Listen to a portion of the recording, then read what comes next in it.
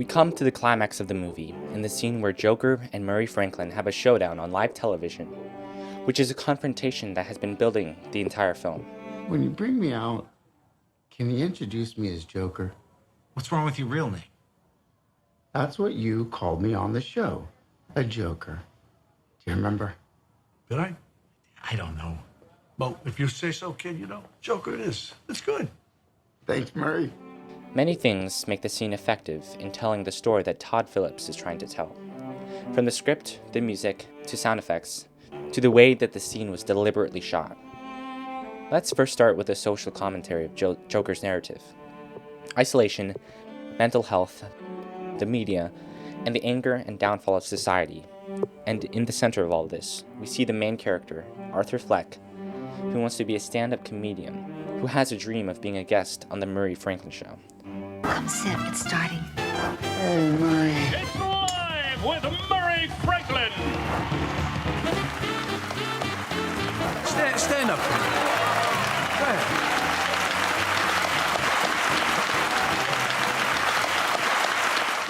But this dream is ruined when Murray Franklin makes fun of Arthur on his show, showing and ridiculing Arthur's stand-up on his show. Here's a guy who thinks if you just keep laughing, it'll somehow make you funny. Check out this Joker.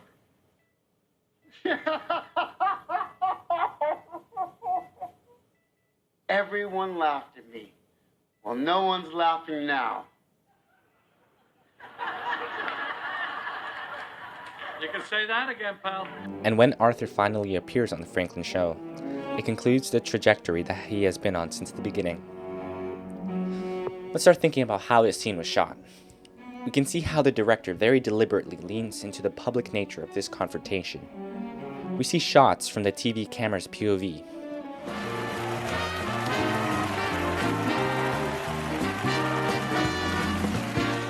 Interspersed with shots from the in-studio audience, with the television equipment in the foreground, which every time we see this equipment, it reminds us that we are not the only ones viewing this. In general, the shots in the beginning of the scene are wide and neutral, with slight push-ins.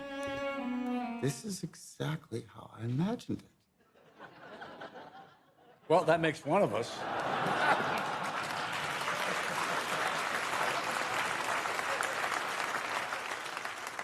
So can you tell us about this look? When we spoke earlier, you mentioned that this look is not a political statement. Is that right? That's right, Mary. I'm not political. I'm just trying to make people laugh. And how's that going for you?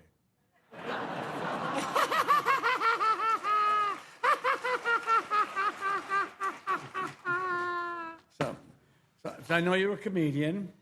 You've been working on any new material. You want to tell us a joke?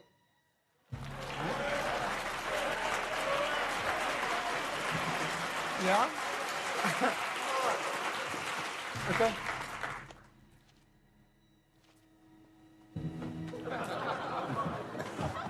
It's got a book. A book of jokes. When the Joker opens his notebook, his demeanor shifts. And then we suddenly jump the 180-degree line, totally offsetting the mood. The filmmaker is only able to break this rule, since he has already established the scene and its location. He has provided us enough detail to be able to make this jump without us being lost, and not knowing where we are in the scene.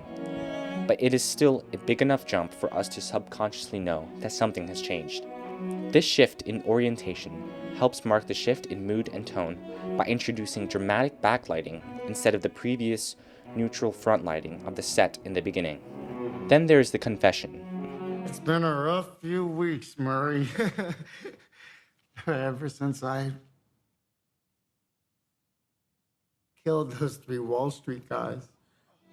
There's an accentuation of this pivot in the cut to an extreme wide shot showing the cameras, the silhouetted audience, and the Joker sitting in the center.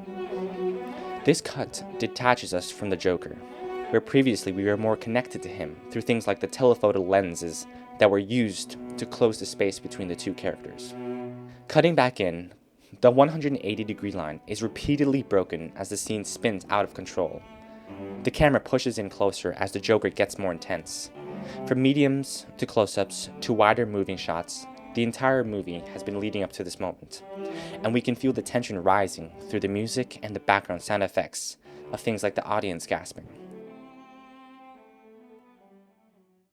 Nothing can hurt me anymore.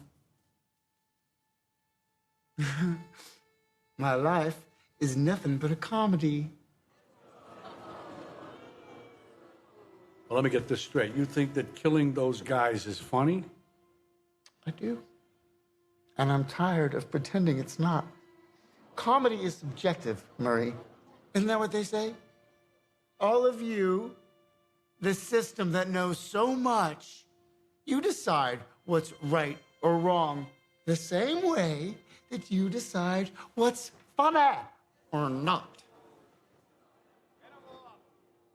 Well, okay, I think I might understand that you did this to start a movement, to become a symbol. Come on, Murray. Do I look like the kind of clown that could start a movement? I killed those guys because they were awful.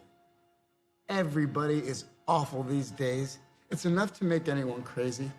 Okay, so that's it. You're crazy. That's your defense for killing 3 young men? No. They couldn't carry a tune to save their lives. Oh, why is everybody so upset about these guys? If it was me dying on the sidewalk, you'd walk right over me. I pass you every day and you don't notice me. But these guys, what, because Thomas Wayne cried about them on TV? You have a problem with Thomas Wayne, too. Yes, I do. Have you seen what it's like out there, Murray? Do you ever actually leave the studio? Everybody just yells and screams at each other. Nobody's civil anymore. Nobody thinks what it's like to be the other guy. You think men like Thomas Wayne ever think what it's like to be someone like me? To be somebody but themselves? They don't. They think that we'll just sit there and take it like good little boys, that we won't werewolf and go wild. You finished? I mean, there's so much self-pity, Arthur. You sound like you're making excuses for killing those young men. Not everybody, and I'll tell you this, not everyone is awful. You're awful. Me? I'm awful? Oh, yeah? How am I awful? Playing my video. Inviting me on the show. You just wanted to make fun of me. You're just like the rest of them. You don't know the first thing about me, pal. Look what happened because of what you did, what it led to. There were riots out there. 2 policemen are in critical condition. You're laughing. You're laughing. Someone was killed today because of what you did. I know. How about another joke, Murray? No, I think we've had enough of your jokes. What do you get I don't think so. when you cross I think a we're mentally done ill with your loner jokes. That's with a it. society that abandons him and treats him like trash? Call the police. We finally get to the moment where Joker shoots Franklin. There's a climax in the music and the sound, and the camera sits with Joker as he contemplates what he has done. It then cuts to a wide, showing the repercussions of his actions. For the final shot, Joker takes the camera into his hands. He is literally taking control of the scene, almost breaking the fourth wall. From script to editing, Todd Phillips utilizes each aspect of cinematic storytelling, from using costuming, production design, camera, and sound. These are all used to heighten the climax and to emphasize the conclusion of Arthur's character arc, which delivers a shocking and memorable scene. How do we apply this scene to a biblical worldview? There are many things in this scene that we can take away. Revenge and retribution are one of the key aspects of this scene. Joker's actions are motivated by a desire for revenge and retribution against those he perceives as having wronged him. However, the Bible teaches us the principle of forgiveness and leaving vengeance to God. Romans 12:19 states, "Do not take revenge, my dear friends, but leave room for God's wrath. For it is written, 'It is mine to avenge, I will repay,' says the Lord." The Joker takes the place of God in his actions, saying that it is up to him to deliver justice.